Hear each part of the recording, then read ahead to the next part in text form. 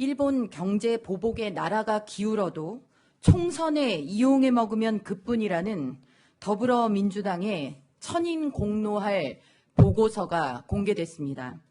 나라가 기울어도 경제가 파탄 나도 그저 표만 챙기면 그뿐인 저열한 권력지향 모렴치 정권의 추악한 민낯이 바로 이것입니다. 내용에 실망과 충격을 금할 수 없습니다. 청와대와 민주당에 묻습니다. 이 사태를 내년 4.15 총선까지 끌고 가려는 속셈을 내비친 것입니까? 민주당의 공식 사과가 필요합니다. 그리고 양정철 원장을 즉각 해임해야 합니다. 자, 지금부터 준비된 뉴스는 또 다른 우리 전문가 세 분을 모셨습니다. 김관옥 계명대 정치외교학과 교수, 조수진 동아일보 뉴스연구팀 부장, 김용남 전 자유한국당 국회의원 세 분이 나와주셨습니다. 반갑습니다. 어서 오십시오. 네, 안녕하십니까. 예. 조금 전에 성난 야당의 목소리를 듣고 오셨습니다. 왜 저렇게 야당이 오늘 화가 났을까? 여당의 싱크탱크 민주연구원의 보고서 때문이라고 하는데요. 자, 김민지 기자, 이게 도대체 무슨 보고서길래 이렇게 시끄러운 겁니까? 일단 한일 갈등 상황에 대한 여론 동향을 살펴본 내부 보고서가 하나 공개가 됐습니다. 아하. 내용의 좀 맥락을 살펴보면 첫 번째, 일본 수출 규제에 대해서 여야 대응 방식의 차이가 있는데 그것이 총선에 영향을 줄 것이다 라는 게 의견이 다수다. 그렇다면 원칙적 대응을 선호하는 여론이 높기 때문에 이런 것들이 민주당에 총선에서 긍정적 영향을 미칠 것이다 라고 분석한 게 이제 공개가 된 건데요. 어쨌든 외교 안보에 관한 문제를 총선과 연계시켜서 보고서를 만든 것 자체가 좀 부적절한 것 아니냐 이런 논란이 일어나고 있는 겁니다. 그러니까 집권 여당이 이 국가적 위기 상황을 당리당략적인 시각으로만 해석한 거 아니냐. 뭐 이런 논란이 일고 있는 것이죠. 문재인 정부가 이 한일 현재의 이 위중한 갈등 상황을 오로지 선거만 지금 생각한 나머지 이렇게 하고 있는 거 아니냐. 지금 이런 논란이 좀 불거진 것 같은데요. 조 부장, 이 보고서는 정치권에 큰 좀 파장이 일고 있더군요. 네, 그렇습니다. 우선 시기적으로요. 8월 2일에 일본의 추가 보복 조치가 예정이 돼 있지 않습니까? 그런 걸 앞두고 네. 국익보다는 당익을 생각하는 정말 어처구니 없는 일이 벌어진 거죠. 어처구니가 없습니까? 예. 아하. 우선 그 민주연구원은요. 예전에 민주정책연구원 시절부터 정례적인 그냥 정례 보고서 그리고 대외비 보고서 두 가지 종류가 있는데 예. 이번에 어제 이제 한 방송사에서 입수해서 보도한 것은 네. 비공개 보고서예요. 네. 그리고 의원들 128명 전원에게 다 보내졌습니다. 아, 그렇습니까? 이 정도 되려면 민주연구원장의 승인 없이는 불가능한 겁니다. 네. 그런데 내용이 굉장히 좀 황당한 게요. 이렇게 일본에 대해서 계속해서 원색적으로 비난한다거나 이런 게 총선에는 굉장히 여당이 유리하다. 이런 내용도 있고 친일 프레임을 걸어서 야당을 비난하는 것. 이것도 상당히 득실이 있다. 예. 이렇게 분석을 했거든요. 예. 네, 한마디로 국익보다는 당익만 생각하는 정말 개탄스러운 보고서다. 이렇게 정리할 수 있겠습니다. 예. 자, 이게 이제 좀 논란이 되니까 김민지 기자. 네. 민주당도 좀 화들짝 놀랐는지 굉장히 발빠르게 나름 지금 또 수습에 나섰다면서요? 그렇습니다. 홍익표 수석 대변인은요. 이게 당이 작성을 지시한 게 아니다 이러면서 서둘러 진화에 나섰습니다. 외교 문제를 당리당략적 접근해서 조사한 것은 부적절하다 이런 입장을 밝혔고요. 또 이해찬 대표도 양정철 원장에게 여론조사를 할 때는 좀 주의해야 한다 이렇게 좀 주의를 줬고 민주연구원에서도 이제 당에 출입하는 기자들에게 문자 메시지를 보내서 적절치 못한 내용으로 적절치 못하게 배포됐다라는 점을 인정하면서 주의와 경고 조치를 취하겠다 이렇게 밝혔습니다. 자, 민주연구원은 여러분들 다들 알고 계시는 바와 같이 이제 민주당의 싱크탱크고 거기에 원장은 문재인의 남자로 일컬어지는 지금 양정철 원장이 있는 곳 아니겠습니까? 그런데 이번 보고서가 더 큰 논란을 빚고 있는 것은 최근에 양정철 민주연구원장이 한 이야기가 있기 때문입니다. 양 원장 뭐라고 얘기했을까요? 잠깐 듣고 오시죠. 내년 총선을 좀 이 친일, 반일 쪽으로 해서. 아이, 그건 좀 무리한 얘기죠. 지금 국익이 걸려있고 지금 경제가 이렇게 어려운데 그렇게 선거랑 연결을 짓습니까? 그러면 안 되죠. 네, 양정철 원장 어떻게 지금 이 위중한 상황을 선거랑 연결을 짓습니까? 그럼 안 되죠. 라고 얘기했습니다. 그런데 정작 이제 이런 보고서가 언론을 통해서 알려지게 된 거죠. 야당 관계자. 민주당은 국민들의 반일 정서를 부추기는 것도 모자라서 총선에 이용하려는 속셈까지 드러냈다. 이런 얘기가 나오는데 지금 김 의원님 한국당 입장은 어떤 겁니까? 네. 사실은 민주연구원의 이 보고서는 황당하다기보다는 너무 솔직하게 쓴 거죠. 너무나 솔직한 것이다. 그러니까 오히려. 사실은 뭐 이런 의도가 없이 이 상황까지 만들었겠습니까? 그리고 사실은 지금 이 상황은 계속 이용하고 있잖아요. 물론 이번에 한일 간의 경제 전쟁은 일본에서 시작한 건 맞습니다. 예. 근데 그 경제 전쟁을 시작할 수 있는 배경은 사실은 문재인 정부에서 만들어줬잖아요.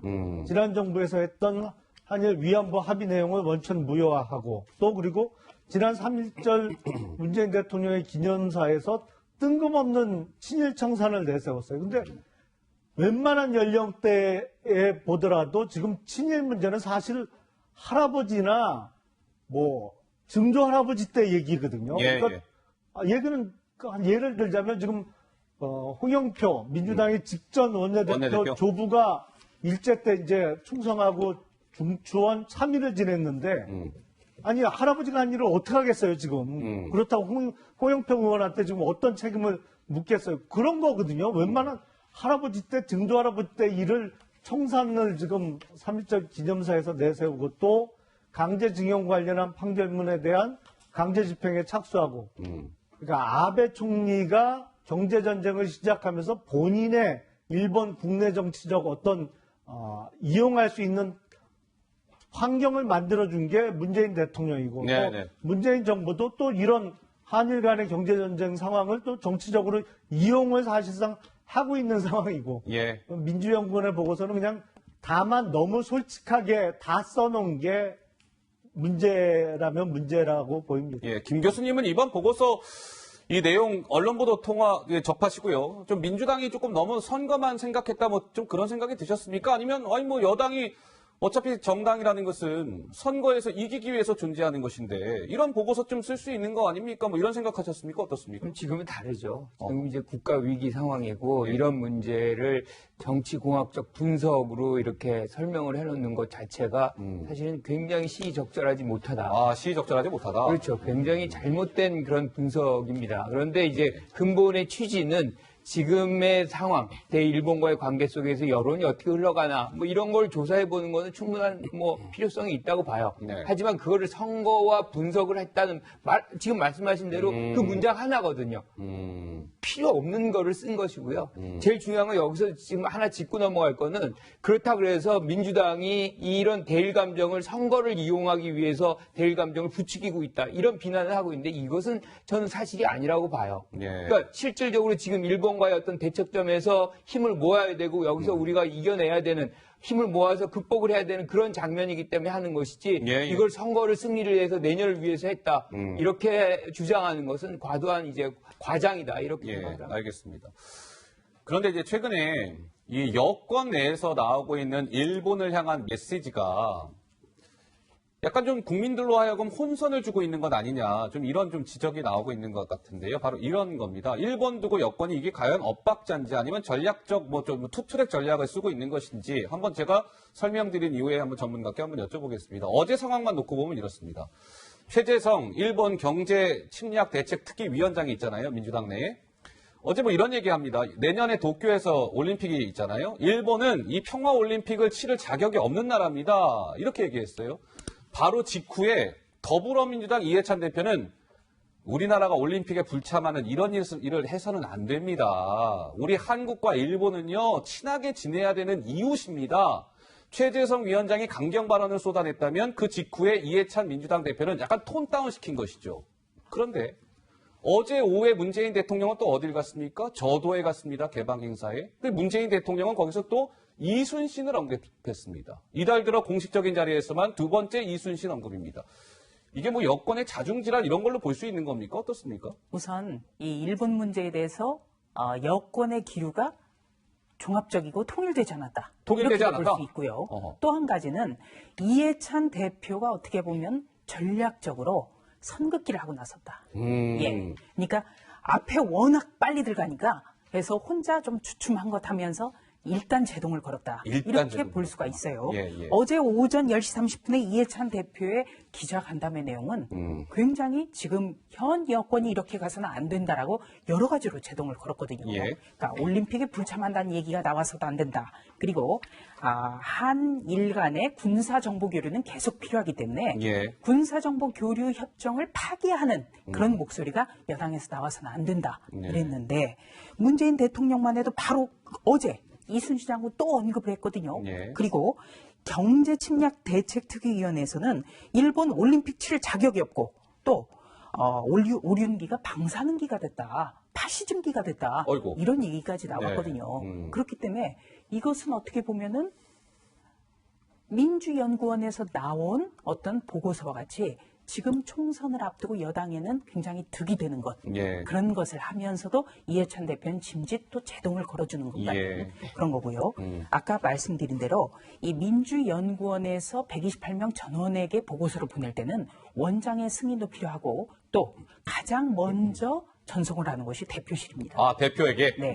그렇기 때문에 지금 민주연구원에서는 관련자들에게 엄중한 주의와 경고 조치를 취했다고 하지만 야당에서는 계속적으로 이것은 원장이 직접적으로 책임을 져야 된다라는 네. 공세를 계속할 것으로 보입니다. 알겠습니다. 자, 이런 상황에서 자유한국당의 지금 한국당을 이끌고 있는 황교안 대표. 이번 주가 원래 휴가였는데 다시 복귀해서 지금 황 대표도 일선에서 지금 이제 일을 하고 있는데요. 김민지 기자, 어제 황 대표가 기자들한테요, 무슨 깜짝 데이트를 신청했다면서요? 그렇습니다. 휴가 하루 만에 다시 반납을 하고 국회로 복귀한 황교안 대표가요, 기자들에게 번개 오찬을 제안을 했습니다. 황 대표가 기자단에게 이제 오찬을 먼저 하자 이렇게 깜짝 제안을 한 건 취임 이후 처음 있는 일이었는데요. 어떻게 제안했는지 그 모습 영상으로 준비돼 있습니다. 혹시 여러분들 점심시간 약속 있습니까? 없는 사람들 있으면 내가 여기 안에 있는 몇 명이에요 지금?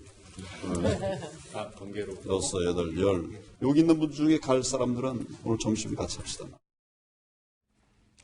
아마도 기자들에게 뭐 따로 하고 싶은 말이 없진 않았겠죠. 어떤 말을 하고 싶어서 불렀을까? 최근 한국당을 향해서 뭐 비판 여론이 쏟아지고 있는데 거기에 대해서 좀 조목조목 설명하고 싶었던 모양입니다. 왜 도로 침박당 아니냐 이런 비판을 받고 있잖아요.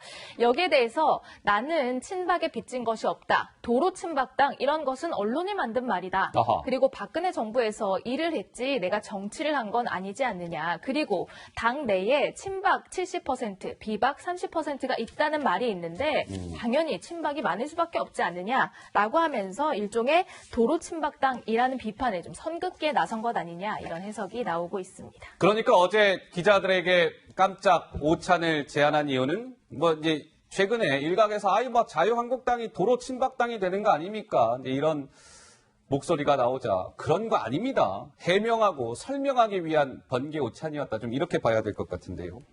자, 그런데 황 대표의 이 번개 오찬 자리에서의 저 김민지 기자 설명, 그 발언과 관련해서 오늘 좀 혹평을 쏟아낸 정치인이 있다고 합니다. 자, 듣고 오시죠.